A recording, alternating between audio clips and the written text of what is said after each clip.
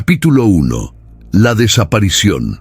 La historia de Junko Furuta comienza como tantas otras que en apariencia parecían no tener nada fuera de lo común. Era noviembre de 1988, en un barrio residencial al norte de Tokio, cuando la joven de 17 años, conocida por sus amigos como una estudiante aplicada, sonriente y reservada, se dirigía a casa después de terminar su jornada escolar. Sus planes eran sencillos: estudiar, escuchar música y continuar con la rutina que cualquier adolescente de su edad habría tenido. Sin embargo, lo que nadie imaginaba era que ese trayecto cotidiano se convertiría en el inicio de uno de los crímenes más estremecedores de la historia contemporánea de Japón. Las primeras horas tras su desaparición pasaron desapercibidas. Sus padres creyeron que quizás Junko se había quedado más tiempo con alguna amiga o que había decidido pasar por una tienda de conveniencia muy habituales en la zona. La normalidad del barrio jugaba un papel engañoso. Calles tranquilas, luces de neón reflejadas en escaparates y el silencio de una ciudad que nunca deja de moverse. Al caer la noche, sin embargo, la inquietud comenzó a crecer. Junko no contestaba el teléfono y tampoco había regresado a casa. Sus padres, angustiados, iniciaron una búsqueda desesperada entre vecinos y conocidos. Las horas parecían eternas y la ausencia de respuestas solo aumentaba la sensación de que algo no estaba bien. Los investigadores que más tarde tomarían el caso señalarían un detalle clave: la desaparición de Junko no fue al azar. Los hechos indicaban una planificación previa, una selección deliberada de la víctima, que hacía de este caso mucho más complejo que un simple extravío juvenil. El barrio en el que Junko vivía, a pesar de ser considerado seguro, también ocultaba un trasfondo oscuro: pequeños grupos de jóvenes vinculados a pandillas locales, con conexiones a la yakuza, se movían en las sombras. Eran muchachos con apariencias comunes, difíciles de distinguir entre la multitud, pero con un historial de intimidación y violencia que la mayoría prefería ignorar. En esas calles, la línea entre lo normal y lo siniestro podía borrarse en cuestión de segundos. Cuando finalmente se dio aviso a la policía, la respuesta inicial fue lenta y poco prioritaria. La justificación era que muchos adolescentes desaparecían voluntariamente por algunos días, escapando de casa por discusiones familiares o presiones escolares. Pero ese no era el caso de Junko. Sus padres insistieron en que ella no tenía motivos para huir y que su carácter responsable hacía improbable cualquier fuga voluntaria. Los días posteriores estuvieron marcados por la incertidumbre. Los carteles con su fotografía empezaron a distribuirse. Los noticieros locales apenas mencionaban su desaparición y las autoridades parecían atrapadas en la burocracia. Pero mientras la familia clamaba por respuestas, la verdad se encontraba más cerca de lo que nadie sospechaba. Junko no estaba lejos. Había sido interceptada en su propio camino a casa, a escasos metros de la seguridad de su barrio. Y lo más escalofriante era que en ese instante comenzaban los 44 días más oscuros de su vida, un periodo que revelaría hasta qué punto la maldad podía arraigarse en lo cotidiano. Y antes de continuar, quiero hablar directamente contigo que estás viendo este documental. Historias como la de Junko no solo nos estremecen, también nos recuerdan lo importante que es dar voz a las víctimas y no olvidar su verdad. Si quieres que más personas conozcan este caso, te invito a suscribirte y dejar tu comentario. ¿Qué sentirías si una desaparición así ocurriera en tu propia comunidad? El engaño. La investigación posterior reveló que Junko Furuta no desapareció por casualidad. Todo comenzó con un encuentro aparentemente fortuito en su camino a casa. Una noche común, cuando las luces de las farolas apenas iluminaban las calles vacías, Junko fue interceptada por un grupo de jóvenes que conocía de vista, pero con los que nunca había tenido una relación cercana. Entre ellos estaba Hiroshi Miyano, un muchacho de apenas 18 años, cuya reputación en el barrio era bien conocida. Sus vínculos con pandillas locales y su tendencia a la violencia lo convertían en alguien temido, incluso entre quienes lo rodeaban. La táctica fue simple pero calculada. Uno de los chicos se le acercó fingiendo necesitar ayuda.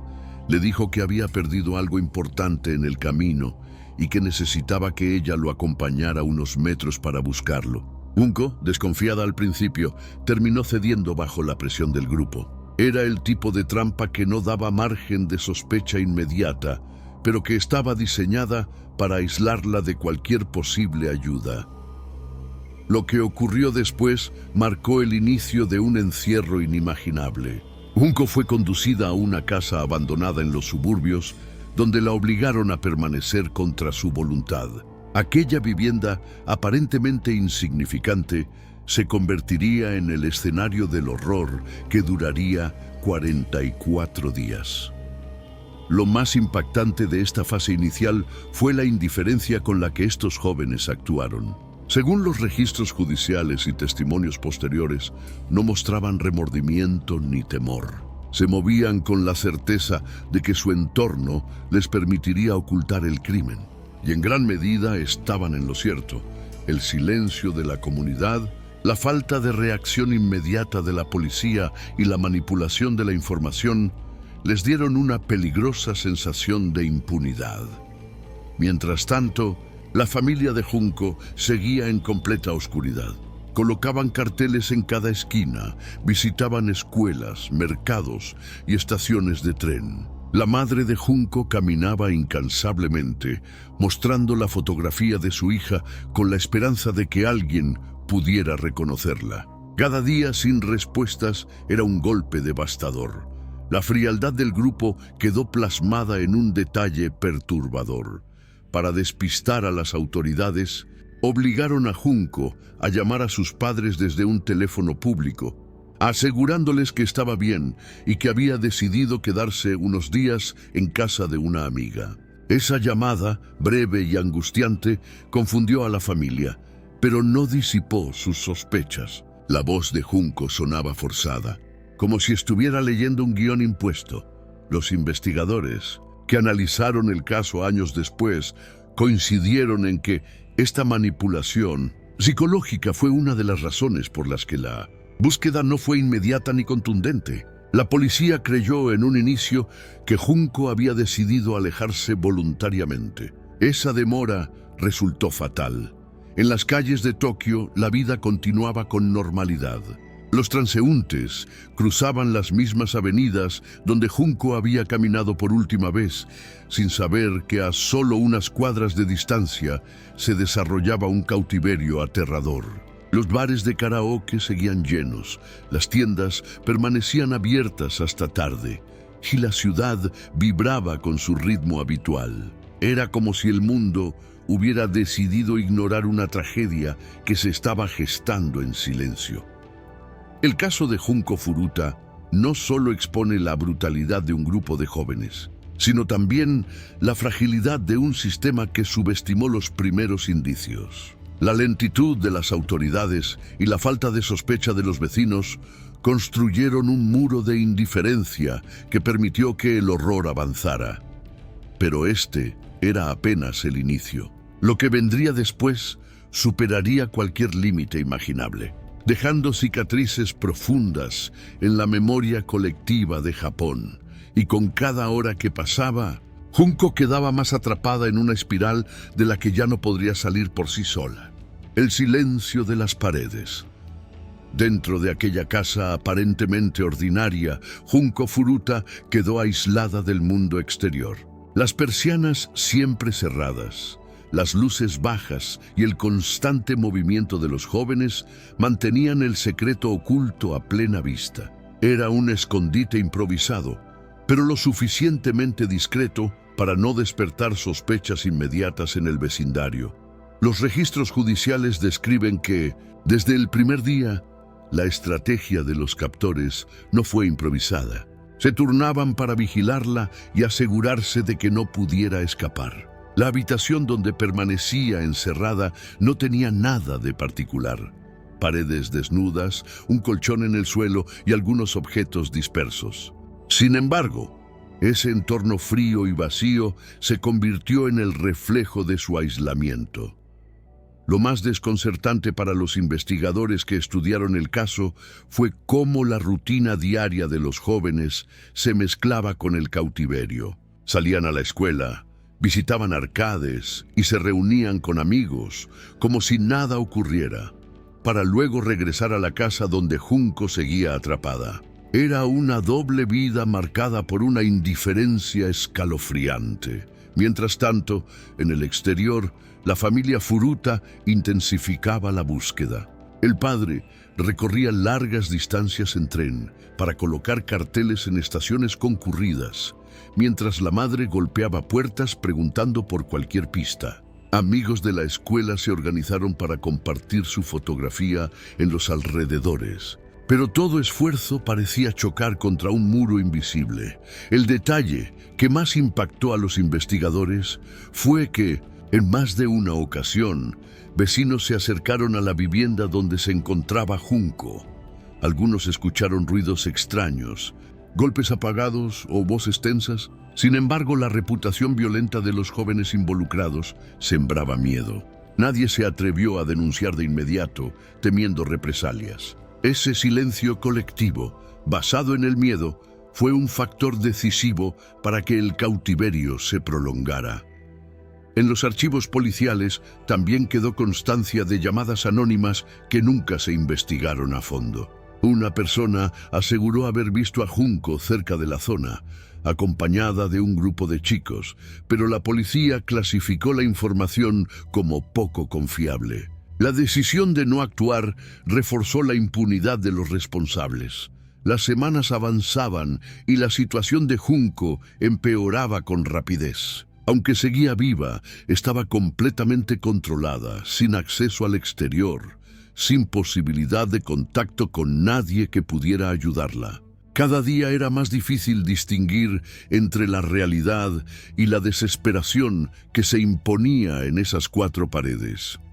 Lo que sorprende al revisar los documentos oficiales es la frialdad con la que los captores documentaban su propio crimen. Algunos escribían en cuadernos, otros presumían ante conocidos lo que habían hecho. Esa arrogancia, mezclada con inmadurez, demostraba una desconexión total con las consecuencias legales que enfrentarían más tarde. El silencio de aquella casa se convirtió en un símbolo. No era solo el aislamiento físico de Junco, sino también el silencio social, el miedo de los vecinos, la lentitud de la policía y la incapacidad del sistema para reaccionar a tiempo. Todo eso permitió que la tragedia se desarrollara sin interrupción. El caso de Junco Furuta dejó en evidencia un patrón que se repite en muchos crímenes. La combinación de indiferencia y miedo social crea el ambiente perfecto para que el mal avance sin resistencia. Y en este caso, ese silencio fue cómplice. El horror no había hecho más que empezar. Lo que aguardaba a Junco en los siguientes días superaría los límites de lo imaginable y el país entero quedaría marcado para siempre cuando la verdad saliera a la luz. La búsqueda que no llegaba. A medida que los días avanzaban, el caso de Junco Furuta comenzó a ganar atención en círculos reducidos, pero aún no lograba convertirse en prioridad para las autoridades. La policía, convencida en parte por la llamada forzada que Junco había realizado a su familia, sostenía la hipótesis de que se trataba de una fuga voluntaria. Esa decisión resultó devastadora, pues permitió que los responsables siguieran actuando sin presión inmediata. En la escuela, los pupitres vacíos de Junco llamaban la atención de sus compañeras. Sus amigas más cercanas insistían en que no había motivos para que desapareciera por voluntad propia. Era aplicada, tenía metas claras y mantenía una relación estable con su familia. Sin embargo, esos testimonios eran vistos como emocionales y poco concluyentes en un inicio. La familia, desesperada, empezó a organizar marchas pequeñas en el vecindario. Caminaban con carteles, repartían volantes y pedían ayuda en cada negocio. La madre de Junco llegó a suplicar directamente en estaciones de televisión locales que transmitieran la foto de su hija, pero en un Tokio saturado de noticias diarias. La desaparición de una estudiante no parecía destacar frente a otros titulares. En paralelo, el grupo que mantenía a Junco en cautiverio se sentía cada vez más confiado. Documentos posteriores muestran que algunos de ellos invitaban a otros conocidos a la casa, como si se tratara de un secreto compartido. La ausencia de acción policial y el miedo de los vecinos reforzaban esa peligrosa sensación de impunidad. El barrio mismo ofrecía una paradoja inquietante. Calles tranquilas, casas alineadas y la rutina diaria de familias comunes contrastaban con el hecho de que, tras una de esas fachadas, se estaba gestando una tragedia de proporciones inimaginables. La normalidad aparente fue el camuflaje perfecto para ocultar lo que sucedía. Con el paso de las semanas surgieron nuevas pistas. Una vecina aseguró haber visto a un grupo de chicos arrastrando bolsas sospechosas hacia la casa, pero nunca denunció formalmente. Otra persona comentó escuchar llantos apagados, aunque pensó que era solo una discusión doméstica. Ese cúmulo de pequeñas señales, ignoradas o subestimadas, fue clave para que el encierro continuara. Lo más sorprendente, visto en retrospectiva, fue que incluso algunos conocidos de los captores estaban al tanto de la situación. Sin embargo, el miedo a enfrentarse a jóvenes con vínculos delictivos o a exponerse públicamente a un escándalo los mantuvo en silencio. Este pacto de omisión se convirtió en un círculo vicioso donde todos sabían algo, pero nadie actuaba con contundencia. Los investigadores que reconstruyeron el caso años después subrayan este punto como una de las fallas más graves. La comunidad entera, aunque fragmentada por el miedo, fue indirectamente cómplice al no intervenir. La policía, con sus propias limitaciones, se aferraba a la idea de que Junco volvería por cuenta propia, postergando la intervención que podría haber cambiado el curso de la historia. La presión emocional sobre la familia alcanzaba niveles insoportables. El padre recorría comisarías, preguntaba una y otra vez por avances y recibía siempre la misma respuesta: estamos investigando. La madre apenas dormía, revisaba cada pista, cada rumor, cada llamada que llegaba a la casa. La esperanza se sostenía con dificultad, pero jamás se apagaba. Mientras tanto, en el interior de aquella casa, Junco seguía atrapada, consciente de que la búsqueda en el exterior no estaba dando resultados. Esa desconexión absoluta entre la esperanza de su familia y la crudeza de su encierro marca uno de los contrastes más duros de la investigación. El caso, todavía en la sombra, estaba a punto de dar un giro inesperado. Un error cometido por los captores encendería finalmente las alarmas, y la verdad comenzaría a abrirse paso, sacudiendo no solo al vecindario, sino a todo Japón. El error que lo cambió todo. Los primeros días de enero de 1989 marcaron el inicio del fin para los captores de Junco Furuta. Durante semanas habían vivido con la certeza de que nadie sospechaba lo que ocurría dentro de aquella casa. Se sentían intocables, respaldados por el miedo del vecindario y por la aparente indiferencia de la policía. Pero la confianza excesiva los llevó a cometer un error fatal. Uno de los jóvenes, al salir a robar, decidió atacar a un transeúnte y quedarse con su billetera. Ese delito, aunque menor en comparación con lo que estaban cometiendo en secreto, provocó que la policía abriera una investigación inmediata. Las autoridades locales comenzaron a vigilar de cerca a los sospechosos, y lo que en principio parecía un simple robo terminó destapando la verdad. Cuando la policía los interrogó por separado, las versiones no coincidieron. En un intento torpe por cubrirse, uno de ellos dejó escapar un detalle que no pasaría desapercibido. Mencionó a una chica que estaba en la casa. Ese comentario aislado encendió las alarmas de los investigadores, quienes decidieron registrar la vivienda. Lo que encontraron fue perturbador. La casa, que por fuera parecía normal, tenía en su interior rastros evidentes de que algo terrible había ocurrido. Marcas en las paredes, objetos rotos y restos que no coincidían con la rutina de una familia común. El hallazgo no solo confirmó las sospechas, sino que dio inicio a una investigación a gran escala. La noticia se expandió con rapidez. Los vecinos, que durante semanas habían ignorado las señales, comenzaron a hablar. Las versiones de ruidos extraños, gritos apagados y movimientos sospechosos salieron finalmente a la luz. Todos esos testimonios, que antes eran fragmentos aislados, encajaban ahora en un rompecabezas macabro. Los padres de Junco fueron informados del descubrimiento. La angustia de semanas de incertidumbre se transformó en una mezcla de horror y alivio.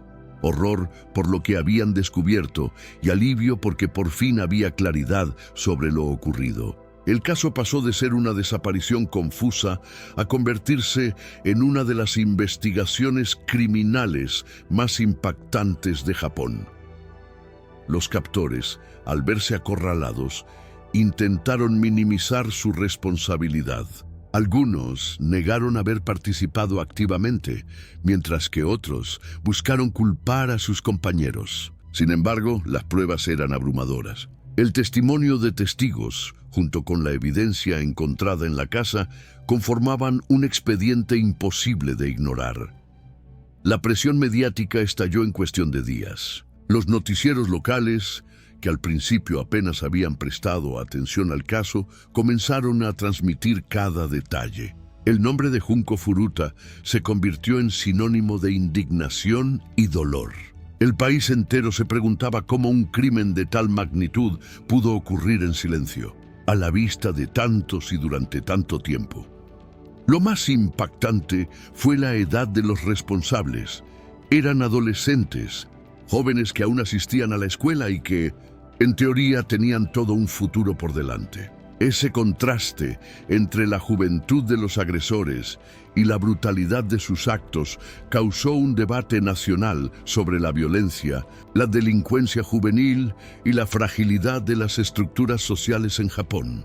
Las autoridades, presionadas por la opinión pública, prometieron llegar hasta las últimas consecuencias. El juicio que se avecinaba no solo sería sobre los responsables directos, sino también sobre un sistema que había fallado en proteger a una víctima inocente. Así, con los captores bajo custodia y la verdad comenzando a emerger, Japón se preparaba para enfrentar un proceso judicial que revelaría con crudeza cada uno de los horrores vividos por Junko Furuta. La tragedia ya no podía ser ignorada.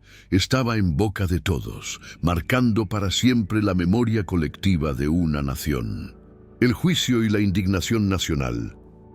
El arresto de los responsables de la muerte de Junko Furuta marcó apenas el inicio de una nueva etapa. El proceso judicial. Para los padres de Junko, el dolor era inconmensurable. No se trataba solo de enfrentar la pérdida de su hija, sino de revivir cada detalle de lo que ella había soportado. Japón entero aguardaba el juicio con expectación y rabia. Cuando se presentaron los cargos, la sociedad esperaba sentencias ejemplares. Los crímenes cometidos eran de una brutalidad que desafiaba cualquier explicación. Secuestro, tortura prolongada, agresiones sexuales reiteradas y finalmente asesinato. Todo el país estaba convencido de que los responsables serían condenados con la máxima severidad. Sin embargo, el impacto llegó cuando se reveló un detalle que muchos desconocían.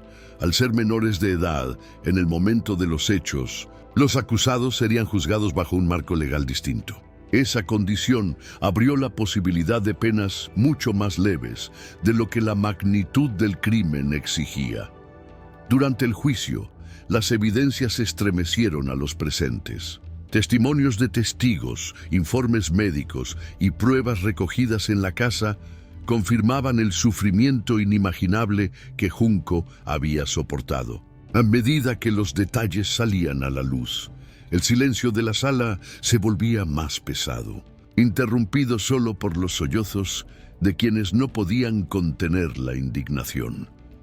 Las defensas intentaron justificar las acciones de los acusados, alegando presiones del grupo, miedo o falta de madurez. Algunos incluso mostraron arrepentimiento parcial, pero para la sociedad aquello no era suficiente. Los crímenes habían sido conscientes, prolongados y calculados.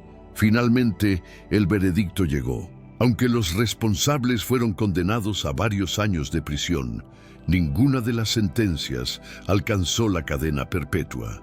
Algunos recibieron penas de menos de 20 años. Para una nación que esperaba justicia plena, aquello fue una segunda herida. La sensación general era que el sistema había fallado una vez más, no solo a Junco, sino a todas las víctimas potenciales de un marco legal indulgente. Las protestas no tardaron en aparecer. En calles y plazas, ciudadanos exigían reformas a la ley juvenil. El nombre de Junco Furuta se convirtió en bandera de lucha por un cambio profundo en el sistema de justicia. Su caso abrió debates en el parlamento, en los medios y en los hogares japoneses, donde miles de familias se preguntaban, ¿cómo proteger a nuestros hijos de algo semejante? Los padres de Junco, devastados, decidieron mantener viva la memoria de su hija. Con dignidad y valentía, hablaron en entrevistas y frente a tribunales, insistiendo en que nadie debía olvidar lo ocurrido. Su dolor se transformó en una misión, que el sufrimiento de Junco no fuera en vano. Con el paso de los años, el caso Furuta se consolidó como uno de los crímenes más atroces en la historia criminal de Japón. Su brutalidad, la juventud de los responsables y la aparente indiferencia inicial de las autoridades lo convirtieron en una herida abierta en la conciencia colectiva. Hoy, más de 3 décadas después, el nombre de Junco sigue evocando indignación y tristeza. Su historia se estudia en programas de criminología, se recuerda en foros de derechos humanos y se comparte en documentales de todo el mundo. Es un recordatorio doloroso de hasta dónde puede llegar la crueldad humana y de lo frágil que puede ser la justicia frente a la burocracia y la ley. El legado de Junco Furuta trasciende la tragedia.